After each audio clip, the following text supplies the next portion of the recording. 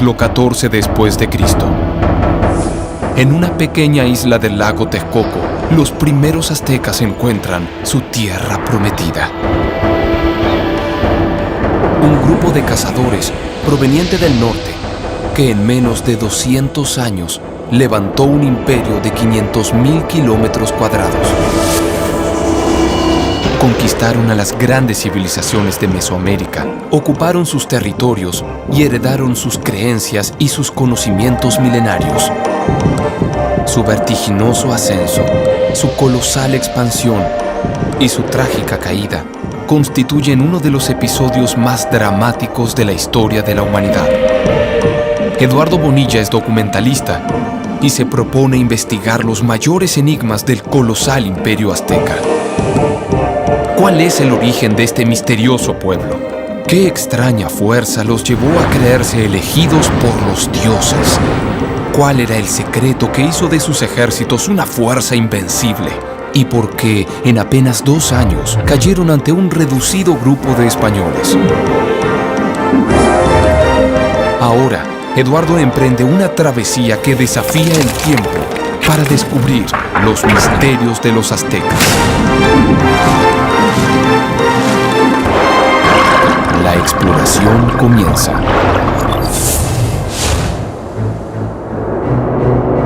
Los aztecas habrían sido un grupo de cazadores nómadas que migró desde el lejano norte hasta el Valle de México. En su largo peregrinar, incorporaron los cimientos de la cultura mesoamericana, forjada en Teotihuacán, donde según su mitología, los dioses habían creado el sol. Más tarde, se proclamarían herederos del imperio tolteca y asimilarían como propio su lugar de origen, las cavernas de Chicomostoc. Al llegar al Valle de México, se habrían asentado durante 3 años en los alrededores del Cerro de la Estrella o Huitzachtepetl. Desde sus 225 metros de altura, la tribu azteca pudo contemplar la cuenca del lago Texcoco y quizás soñar lo que sería la gran Tenochtitlan. Pero para conseguir su tierra, aún debían imponerse ante los pueblos del valle. ¿Cómo lograron los aztecas pasar de ser un grupo de cazadores a transformarse en los responsables de mantener el sol en movimiento y así iniciar su imperio? El arqueólogo Arturo Montero estudia los cultos ancestrales que los aztecas practicaban en las misteriosas cavernas del Cerro de la Estrella. ¿Cuál era la importancia que tenía el Cerro de la Estrella para los aztecas? Fue muy importante porque debes de imaginar que ahora lo que vemos como la mancha urbana era un cuerpo lacustre, eran grandes lagos que había aquí y luego el cerro ganaba altura con las cuevas alrededor y en la parte alta del templo, desde donde se hacían las ceremonias. Acabas de mencionar algo de cuevas. ¿Eso tiene algo que ver con Chicomostoc, el lugar de origen? Sí, justamente creemos que lo hizo especial a este cerro fue la gran cantidad de cuevas. Hemos registrado 144 oquedades donde se hacían rituales o se depositaban ofrendas. Y ahora que bajemos ahorita a la ladera, vamos a hacer una cuerda porque hay mucha grava y uno se puede resbalar. Perfecto.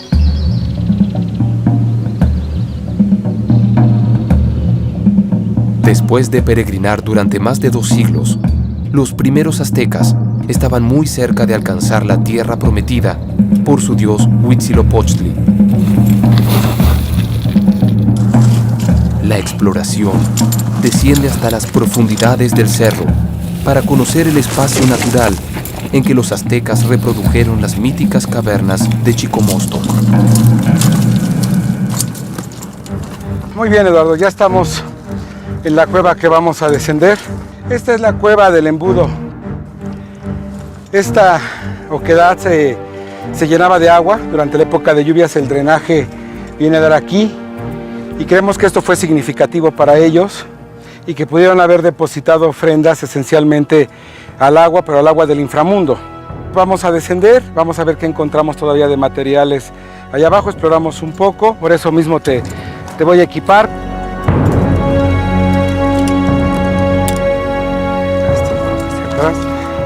Se requiere un cerro, como el caso del de la Estrella, con muchas cuevas, para pensar que hay muchos ductos que pueden conducir al inframundo. En este imaginario antiguo, el sol todas las noches tiene que pasar por esta región. y tiene que luchar para volver a salir al día siguiente y requiere entonces de una presencia humana para que este ciclo pueda seguirse dando. Los aztecas asumieron la responsabilidad cósmica de asegurar el triunfo del sol en su lucha diaria con las fuerzas oscuras del inframundo. Sus ritos incluían un peligroso descenso a las entrañas de la tierra, en un simbólico retorno a su propio lugar de origen. Esta cueva se habla de que está muy asolvada, que tal vez en la antigüedad fue más profundo.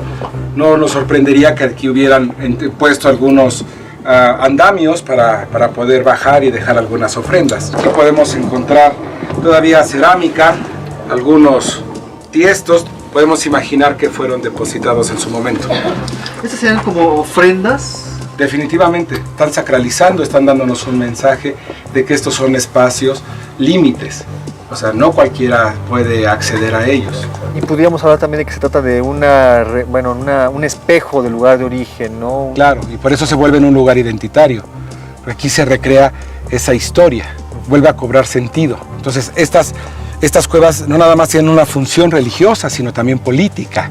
¿Por qué? De la clase gobernante, Claro. que se legitima a partir de los rituales y de los lugares de origen. El Cerro de la Estrella funcionaba como un conducto que vinculaba los tres niveles cósmicos: el inframundo, la tierra y los cielos. Un eje vertical que permitía a los hombres comunicarse con los dioses. En el esplendor de su imperio, los aztecas se apropiaron del cerro y del milenario templo que se encuentra en su cima.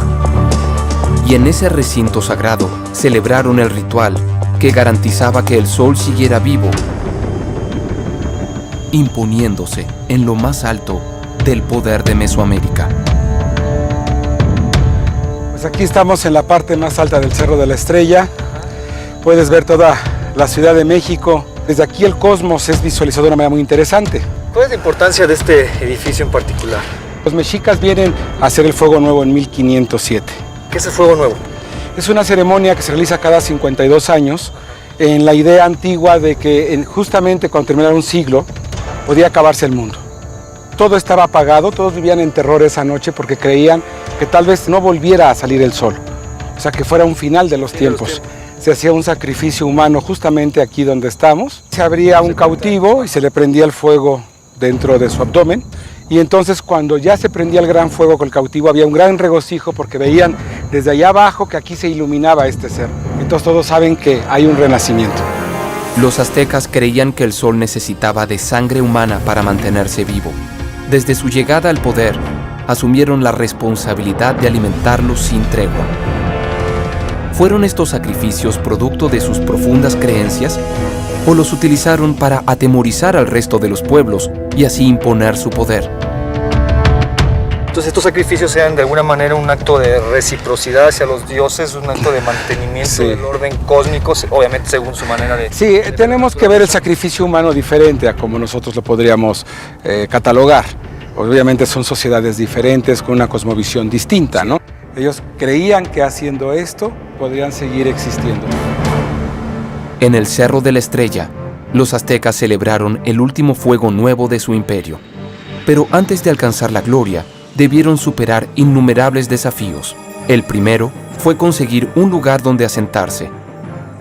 El valle estaba dominado por una poderosa coalición de 3 pueblos. Según un antiguo códice, los aztecas encontraron tierras libres en el cerro de Chapultepec, donde un precioso manantial de agua dulce los llevó a creer que habían dado con su tierra prometida. Pero los pueblos del valle vieron en los aztecas un peligro inminente. Se unieron y los desterraron hasta Tizapán, un territorio no apto para la vida, desde que el volcán Xitle entró en erupción. ¿Cómo lograron los aztecas sobrevivir en un desierto de lava volcánica? Hoy aún se conserva una porción de aquel adverso territorio. Se trata de la Reserva Ecológica del Pedregal. Víctor Hugo Reynoso conoce en profundidad las características de este ambiente. Bueno, aquí el terreno ya está cambiando, ¿verdad? Todo esto es lava, ¿verdad? También Sí, roca volcánica. es roca volcánica y toda esta roca viene del volcán Xitle, hizo erupción y la roca fue rodando a través del paisaje, ¿no? Hasta colocarse en el lugar donde se encuentra ahorita. Las diferentes capas de erupción volcánica que conforman el Pedregal vienen de las diferentes erupciones que existieron. Y lo que ocasiona esta erupción es que se cubren las capas de vegetales que existían en la antigüedad completamente por piedra, por lo tanto tiene que iniciar de nuevo la vida. Bueno, el terreno sí definitivamente es inhóspito, pura lava con un poco de vegetación arriba. Sí, en las oquedades se junta un poco más de suelo, un poco más de humedad, tiende a haber más plantas, pero así como que sembrar está dificilísimo. Llega aquí un grupo de aztecas a instalarse en esta zona. ¿Y cómo le hicieron para sobrevivir? Hay muchos animales que viven aquí.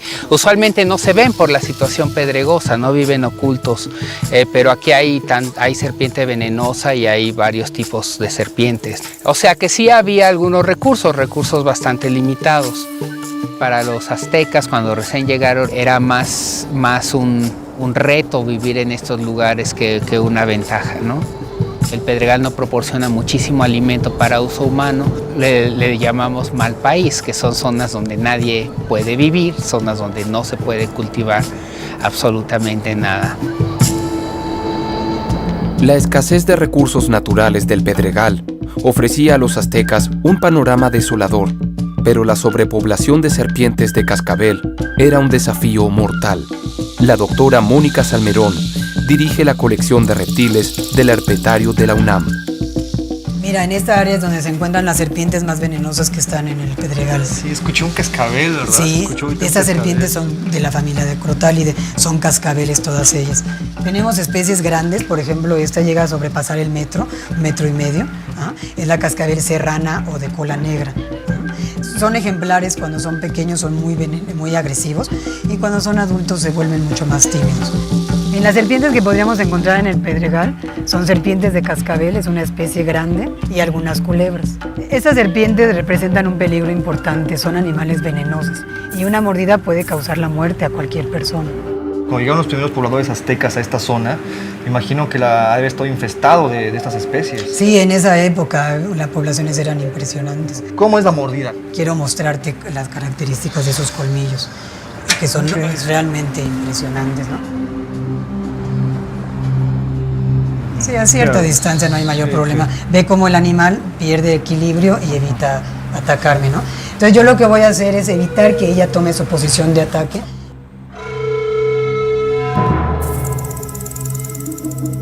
Entonces suavemente le coloco el gancho sobre la cabeza. Entonces te voy a pedir, por favor, que me ayudes para que yo pueda mostrarte la dentición. Se siente raro el tacto. Sí, la piel es muy rugosa, es áspera. Estos dientes vienen protegidos por una membrana y doblados sobre el paladar. Cuando el animal va a morder, los desenvaina y saca un par de colmillos, que son pequeñas agujitas hipodérmicas. El colmillo está perforado por dentro. Este tipo de veneno puede atacar sistema nervioso y sistema sanguíneo también, causando hemorragias importantes. Finalmente, bueno, se presenta un paro cardíaco. Desafortunadamente en época de los aztecas no había antídotos. No había. La mordida era generalmente mortal. ¿Hay algún tipo de aprovechamiento que hayan hecho de las serpientes? Estos organismos, al igual que cualquier otro organismo, pueden comerse. Según la mitología azteca, las serpientes eran la trampa mortal que la coalición de pueblos liderada por el rey de Azcapotzalco había planeado para acabar con los aztecas. Lejos de amedrentarse, su temple guerrero les permitió afrontar la amenaza y finalmente sobrevivir alimentándose con la carne de las peligrosas serpientes. A 150 kilómetros del Distrito Federal, en el Valle del Mezquital, la antropóloga física Yesenia Peña ha estudiado los beneficios nutricionales de la carne de reptil. ¿Es posible sobrevivir comiendo serpientes o se trata solo de un mito? En tus investigaciones tú propones que es posible que un pueblo pueda sobrevivir a base de una dieta de reptiles, particularmente de las serpientes, y estamos hablando de los aztecas. Así es, tiene una alta cantidad de proteínas, particularmente cualquier carne tiene entre el 15 al 25%, pero la de víbora y cascabel tiene un 24%. menos de un 1% de hidratos de carbono y el resto es agua y humedad. Pero digo, aquí es una cuestión muy importante porque la cascabel es además muy peligrosa, ¿no? Tanto los otomís como los mexicas utilizaban una vara en forma de horqueta para detener su cabeza. Una especie de Y. Así ¿no? es. Esas técnicas se siguen conservando. Aún hoy en día podemos encontrar cazadores. Así es. Y que son expertos en toda la fauna, pero particularmente expertos para cazar víbora casera y de cascabel. El Valle del Mezquital es una región de insuficientes recursos naturales. Su escasa fauna está dominada por insectos y reptiles. La exploración se interna en este inhóspito territorio donde los ñañú, descendientes actuales del milenario pueblo otomí, enfrentan la adversidad de esta tierra, reviviendo las ingeniosas costumbres de los primeros aztecas.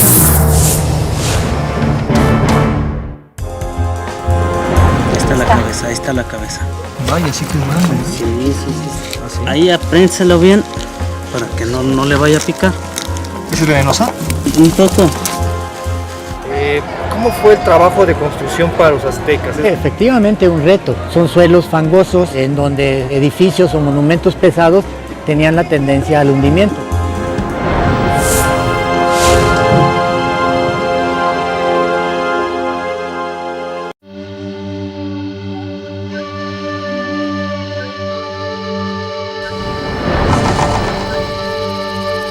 Según la mitología, a comienzos del siglo XIV, los aztecas cayeron en una trampa mortal. Los pueblos que habitaban el valle los confinaron a Tizapán, un pedregal infestado de serpientes. La tribu azteca enfrentó el desafío, cazó a las serpientes y las transformó en su alimento. 700 años después, los habitantes de Santiago de Anaya recuperan la leyenda y sobreviven de la misma manera que lo hicieron los primeros aztecas. Buenas tardes. Buenas tardes. ¿Qué está haciendo por ahí? Aquí ando buscando una serpiente. Buenas tardes. ¿Y está cazando con esa varita nada Sí, más? con esta varita. De ahí lo voy a estar buscando, donde lo encuentre, ya nada más lo jalo y con esta misma vara para prensarlo. Ajá. ¿Podemos ver cómo lo hace? Ah, sí, cómo no. Aquí está uno. Está la cola. Y es casera. ¿Y cómo la saca? ¿Excava todo el agujero o lo va jalando? Tenemos que utilizar la varita para poder atraparle la cabeza, porque si no nos puede picar.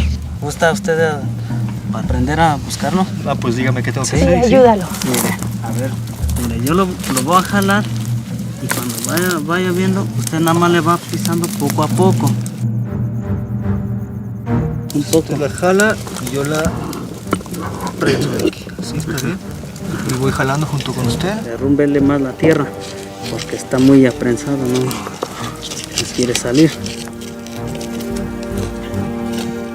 Vaya, sí que es grande, ¿eh? Sí. No voy a lastimar.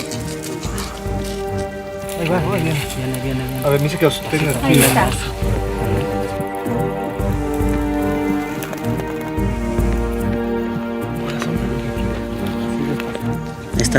Ahí está la cabeza.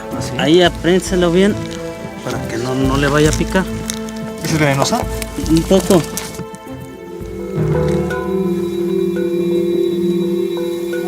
Ok, ya la tengo. ¿Ya? Ahora sí. Primero lo suelto yo y luego usted. Bueno, primero lo suelto yo. 1, 2, 3. Préstame usted La horqueta. Está molesta. Y entonces puede ser un movimiento rápido que donde nos puede atacar. Mire, se quiere ir. Entonces ahorita lo voy a agarrar. Ándele. Usted lo sostiene de allá. A ver, ya. A ver, el costal lo puede sostener, por favor, ¿sí? Ah, aquí trae otra carne de Ah, víbora, sí, mire. mire. Este es de cascabel y esta es casera.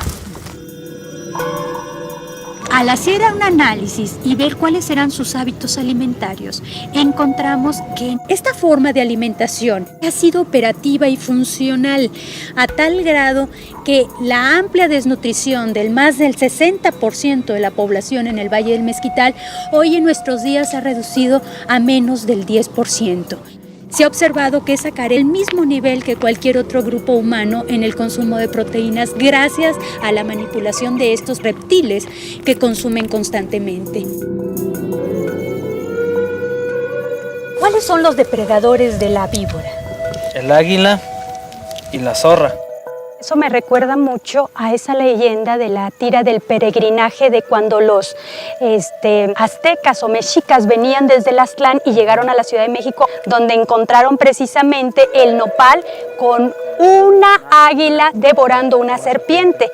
Y esto para nosotros quería decir que ya caía el imperio de las personas que adoraban de manera sagrada y ritual a la víbora, y renacía ahora un estado militarista donde el águila y la guerra era la que iba a imperar. Nada parecía poder contra el espíritu azteca. El rey de Culhuacán los convirtió en sus vasallos y les prometió liberarlos cuando capturaran 8,000 prisioneros. Los aztecas cumplieron y entregaron un saco con las orejas de los cautivos. A cambio, pidieron a la hija del rey en matrimonio.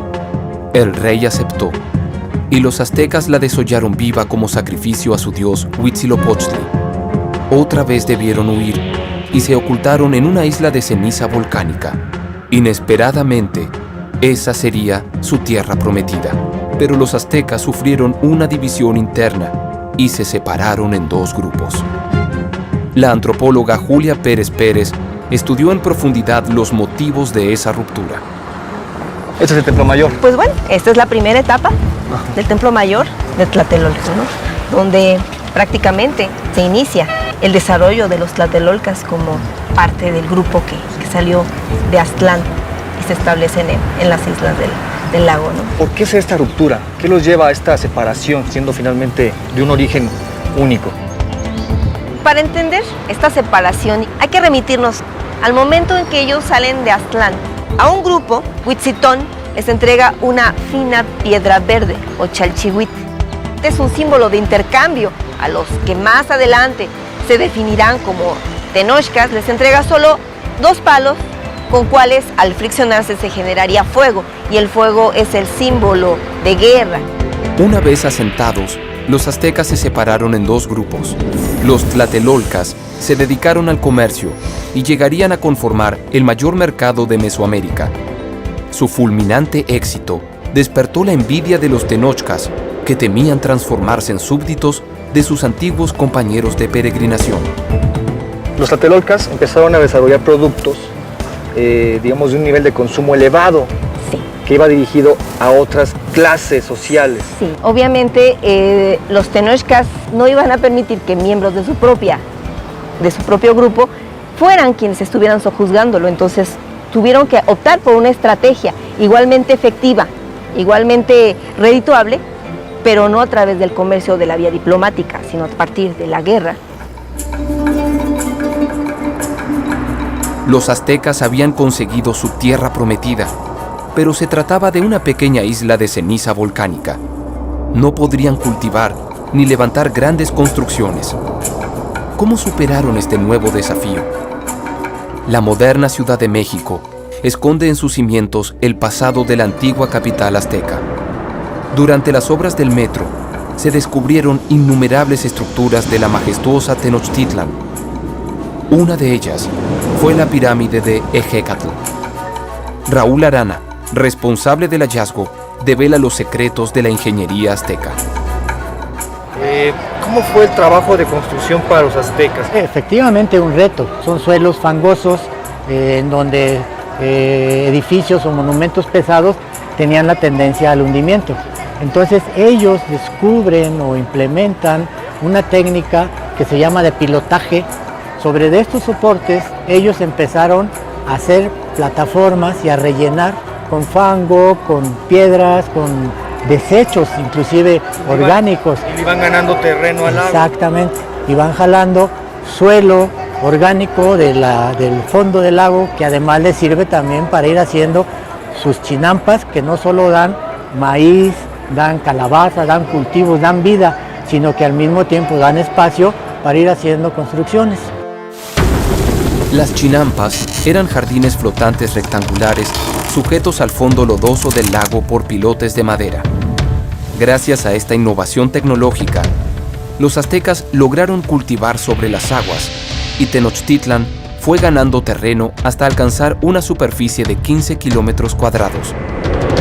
En menos de 100 años, pasaron de ser vasallos a transformarse en los dueños del Valle de México. El imperio estaba en marcha y su ciudad se unió al continente por medio de ingeniosas calzadas. Hoy, debajo de una de ellas, se construye la línea 12 del metro.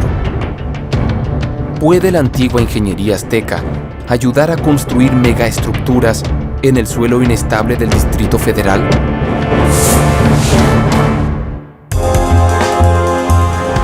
¿En qué altura nos encontramos en este momento? A 3.900 metros sobre el nivel del mar. Ya a esa altura tú estás respirando el 40% de tu oxígeno. Es una montaña sagrada, que es donde está Tlaloc. Sí, es el Tlalocan, el paraíso terrenal.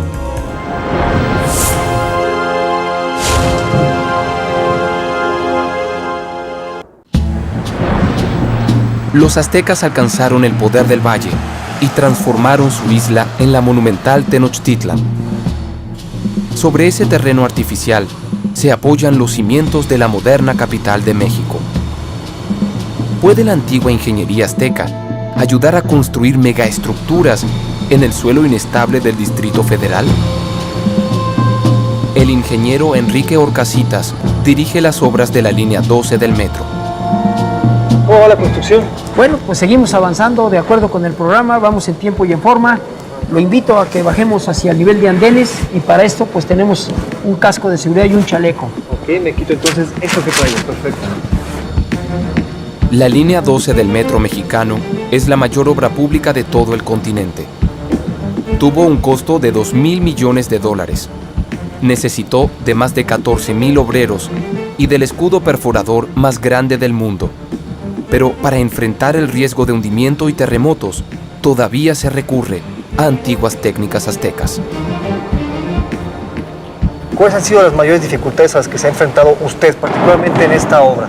Nos hemos encontrado con suelos muy heterogéneos, no apto para la cimentación de estructuras, sobre todo de estas características y de estos pesos. Si no es un terreno apto, ¿cómo lo están haciendo? ¿Cuáles son las técnicas?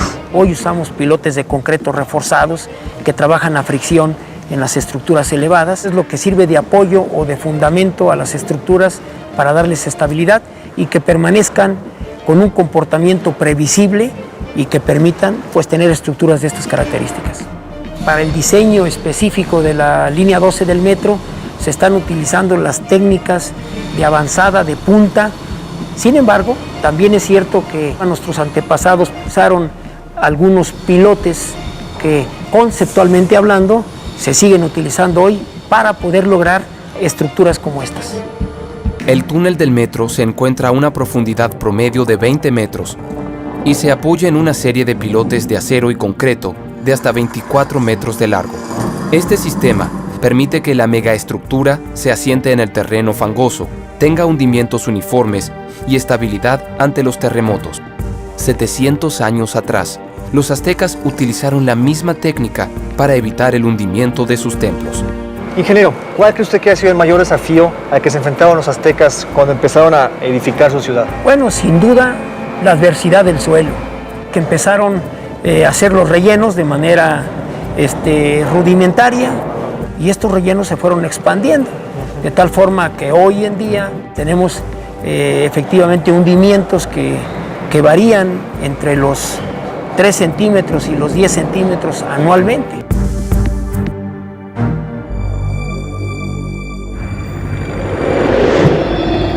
El centro histórico de la Ciudad de México se ha hundido 7 metros solo en los últimos 100 años. Uno de los mayores ejemplos de este irremediable colapso es la Catedral Metropolitana, un edificio colonial que se construyó sobre los principales templos de la desaparecida capital azteca. Raúl Barrera es el arqueólogo que mejor conoce los vestigios del esplendor de Tenochtitlan que se ocultan en la profundidad de los cimientos del Distrito Federal.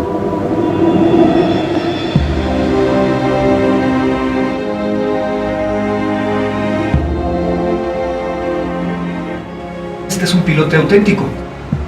Este es un ejemplo de estos pilotes de madera que se continuó empleando en la época colonial.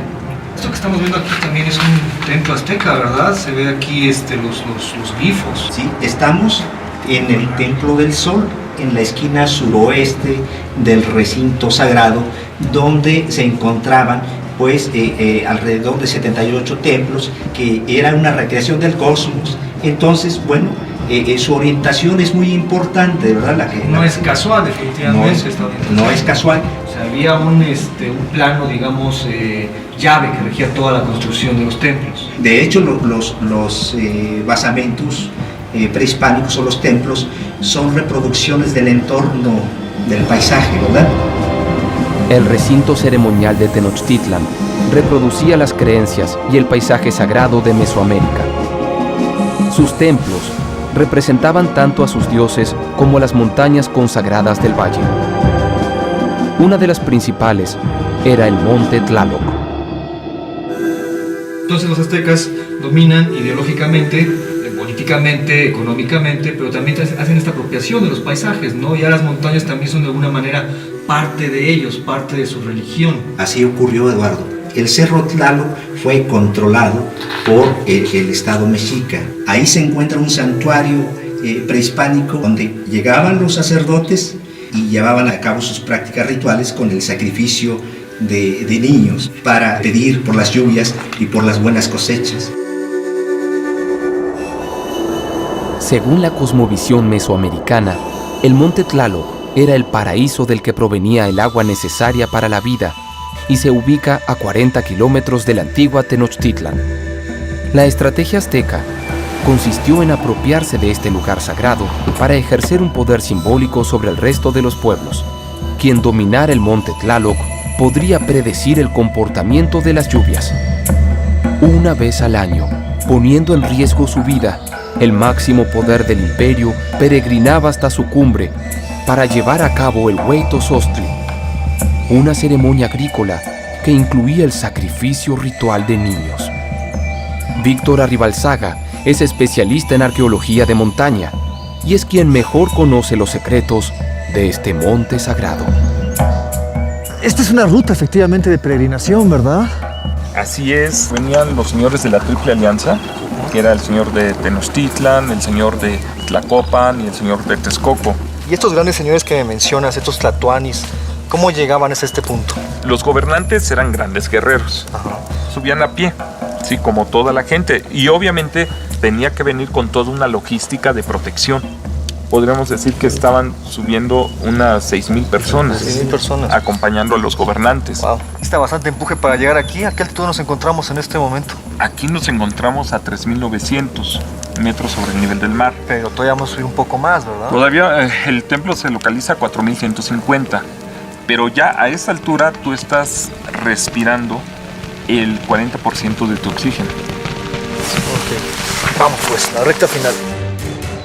Hay manifestaciones del dios Tlaloc desde la época teotihuacana y representa la lluvia que riega la tierra. Su principal atributo es el rayo, y según la mitología, en la cima del monte repartía el agua divina con la ayuda de los tlaloques, espíritus de niños pequeños. El Monte Tlaloc es una montaña sagrada, era un espacio aparte. Ahí se materializó lo que es la máxima concepción de la religión mesoamericana. Es el recinto de Tlaloc, sí, es el Tlalocan, el paraíso terrenal. La exploración asciende a la cima del cerro para internarse en el más grande de los templos aztecas construidos en la alta montaña. Un espacio misterioso y cargado de leyendas, que es respetado y temido tanto por los descendientes de los mexicas como por los investigadores que aún se aventuran a intentar desentrañar su enigmático pasado. Ya casi llegamos. Vamos a dejar una pequeña ofrenda. Siempre procuramos, primero que nada, pedirle a los guardianes del lugar que nos permitan hacer nuestro trabajo y que regresemos a salvo a nuestros hogares. Porque nosotros no venimos a destruir. Estamos construyendo nuestra patria. Venimos a rescatar, venimos a proteger. No venimos a hacer ningún daño.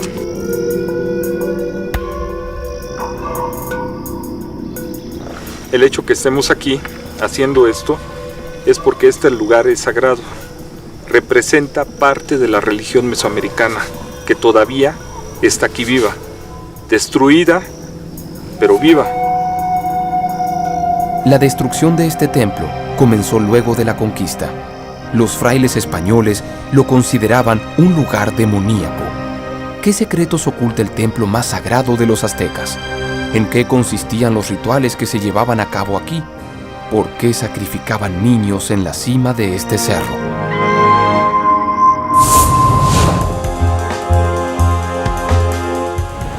Este era el montículo principal, donde estaba el sacerdote esperando que le llevaran a uno de los niños que iba a ser ofrendado.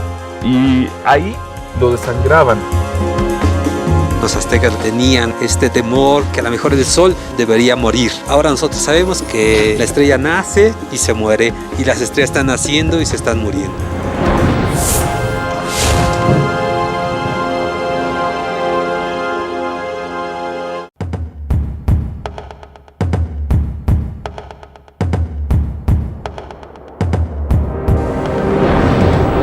Los aztecas incorporaron a los principales dioses mesoamericanos para dominar ideológicamente a los pueblos del Valle de México. Uno de los más importantes fue Tlaloc, el dios de la lluvia. A 4.150 metros sobre el nivel del mar, levantaron un fastuoso templo y una vez al año realizaban la ceremonia del Hueytozostli, un rito agrícola que incluía el sacrificio de niños para asegurar las cosechas. La exploración se interna en uno de los recintos más sagrados de la civilización azteca, el Templo de Tlaloc. Bueno, pues aquí tienes el templo más grande de Mesoamérica a mayor altura, ¿sí? La calzada mide 150 metros de largo, 7 metros de ancho. Eso también te dice la cantidad de gente que circulaba por ahí sin mayor problema. El Templo de Tlaloc cuenta con un patio interno de 3.000 metros cuadrados. Las paredes del recinto alcanzaban los 3 metros de altura, y solo para la construcción del muro exterior se requerirían 360 camiones de volteo con 6 metros cúbicos de carga. La monumentalidad del templo refleja la importancia que esta ceremonia tuvo para el imperio. Era un acto para, digamos, mantener el status quo. Tenían que organizar una gran ceremonia con la importancia que le daban a la deidad. Los aztecas saben que ellos se iban a sostener como grupo hegemónico para siempre. Aquí tenemos, este era digamos, el montículo principal dentro del templo, ¿sí? Donde estaba el sacerdote de Tlaloc esperando que le llevaran a uno de los niños que iba a ser ofrendado. Y ahí lo desangraban. Los primeros días de mayo, el sacerdote principal sacrificaba a un niño menor de 7 años y con su sangre rociaba a la gran estatua que representaba a Tlaloc. Finalmente, el cuerpo del niño era arrojado en el orificio de la caverna para que ayude a Tlaloc a generar las tormentas. Tlaloc es un concepto que envuelve varios entes. Los vientos que vienen del Golfo empujan a la nube, ¿sí?, hacia el altiplano. Esta nube llega y se posa en las montañas y ahí se va a cargar de agua. Todos estos elementos de la naturaleza estaban trabajando en conjunto, pero alrededor de alguien, ¿sí? Ese alguien es Tlaloc. Entonces sería la deidad de la meteorología, la deidad de la climatología, es quien controla todo. Entonces podríamos de alguna manera decir que los antiguos ya tenían una visión casi científica de los fenómenos naturales. Así es. Y aparte tiene una relación importante también con el sol. En el monte Tlaloc, desde el templo, se puede observar un fenómeno óptico. Aparece lo que es una montaña fantasma, pero era un marcador calendárico de paisaje. Del 7 de febrero al 11 de febrero, sobre su cima, el sol había estado saliendo. Y el día 12 de febrero se despega completamente de la cima y sale en un costado del pico de Orizaba. Es el Año Nuevo Mexica. Los aztecas utilizaban las grandes montañas como marcadores calendáricos. Cuando el 12 de febrero el sol emergía tras el pico de Orizaba, iniciaba su año solar. Sus 5.600 metros de altura la convierten en la montaña más alta de México, y junto a su cima, los aztecas instalaron uno de sus observatorios astronómicos. Hoy, en ese mismo lugar, se levanta el mayor proyecto científico de Latinoamérica, un inmenso telescopio que permitirá conocer el origen de estrellas y galaxias. Raúl Mujica es uno de los astrónomos encargados del proyecto. ¿Qué clase de telescopio es este? Bueno, este es un radiotelescopio. Es un telescopio optimizado para detectar luz en ondas milimétricas, entre 1 y 3 milímetros. Y es el proyecto científico más importante no solo de México, sino de toda Latinoamérica. El gran telescopio milimétrico tiene una antena de 50 metros de diámetro. Es el radiotelescopio más grande del mundo en su rango de frecuencia. Permitirá analizar la formación de estrellas y aportará evidencias sobre el origen de la vida. El hecho de que aquí hubiese un observatorio prehispánico, de que se construya justamente aquí mismo un observatorio de última generación, me da pie a preguntarte si existían más coincidencias entre los conocimientos de los antiguos aztecas y lo que sabemos hoy en día. Los prehispánicos eran muy buenos observadores del cielo. Generaron muy buenos calendarios que eran muy precisos y muy avanzados para su época. Y hay otra coincidencia, la cuestión de los ciclos que ellos llamaban estos ciclos de 52 años que asociaban con la probable muerte del sol. Ahora sabemos que sí, las estrellas tienen un ciclo de vida. Sabemos que las estrellas nacen, que viven durante un tiempo generando energía y que después se mueren. Los aztecas condensaron en la piedra del sol sus avanzados conocimientos y sus mayores temores. El anillo externo representa el límite de su universo, la Vía Láctea. A este le siguen 4 círculos que describen los movimientos orbitales de Saturno, Júpiter, Marte y Venus. El segundo círculo representa los 20 días del calendario sagrado. Su círculo central contiene a los 4 soles que colapsaron trágicamente y rodean a Olinto Natium, el sol al que los aztecas mantenían vivo con sacrificios humanos. Los aztecas tenían estas ideas de cuestiones cíclicas. Ellos pensaban que debería pasar cierto tiempo, estos ciertos periodos en que el sol debería morir. Ellos tenían este temor que a lo mejor el sol después de ese ciclo ya no sale. Ahora nosotros sabemos que el sol va a durar todavía unos 5.000 millones de años, ¿sí? Pero sabemos que la estrella nace y se muere, y las estrellas están naciendo y se están muriendo. Mencionaste un momentito esta cuestión de cíclica, ¿no? De que estamos en expansión, pero hay momentos que se repiten, hay una constante, ¿no? Sí, hay esta parte, hay toda una escala jerárquica de formación de las estructuras. Entonces hay una primera generación de estrellas masivas con pocos metales, ¿sí? Estas evolucionaron muy rápido. Entonces, como viven rápidamente, al final explotan como supernovas. Después se genera el carbono, el nitrógeno, todos los elementos de los que nosotros estamos formados, todo se generó en el interior de las estrellas. Es una manera bella de pensarlo, ¿no? Somos de alguna manera hijos de las estrellas, hijos del sol en este caso, ¿no? Claro, como una de las analogías que preguntabas bonitas con los aztecas, de que eran hijos del sol. Y bueno, al final es lo que somos, o sea, somos producto de la evolución de estas estrellas, ¿no?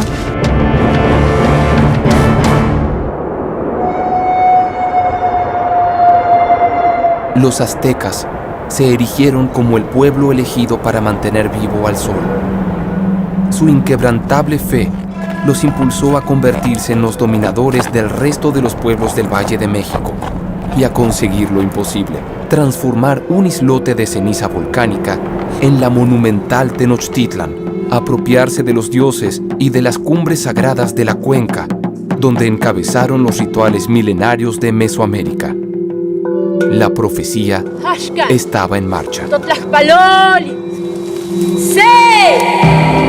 Pero aún debían extender sus dominios y someter a las grandes civilizaciones de las 4 regiones del cosmos para levantar el imperio del Sol, desde el Golfo de México hasta la costa del Pacífico y de la impenetrable selva guatemalteca hasta las estepas desérticas del norte. ¿Cómo consiguió un pueblo guerrero administrar y expandir un imperio de 500,000 kilómetros cuadrados? ¿Cómo doblegaron a las culturas milenarias de Mesoamérica? ¿Cuáles fueron las estrategias de guerra que desarrollaron? En solo 100 años, lograrían apoderarse de los más avanzados conocimientos matemáticos y astronómicos y levantarían una industria militar de materiales sagrados.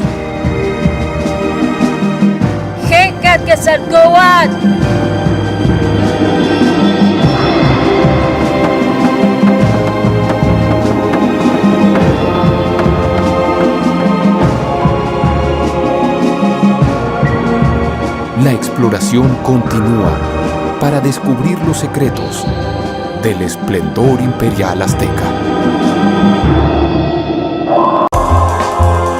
¿Por qué la importancia de obsidiana verde? Porque es el motor de la sociedad y del imperio. Denota inmediatamente el poder del centro de México. La idea no es matarte, es someterte y amarrarte. Cada uno de los equipos tiene como objetivo conquistar el territorio enemigo. Utilizaban este juego como la antesala para los guerreros. De ahí el origen bélico de este juego.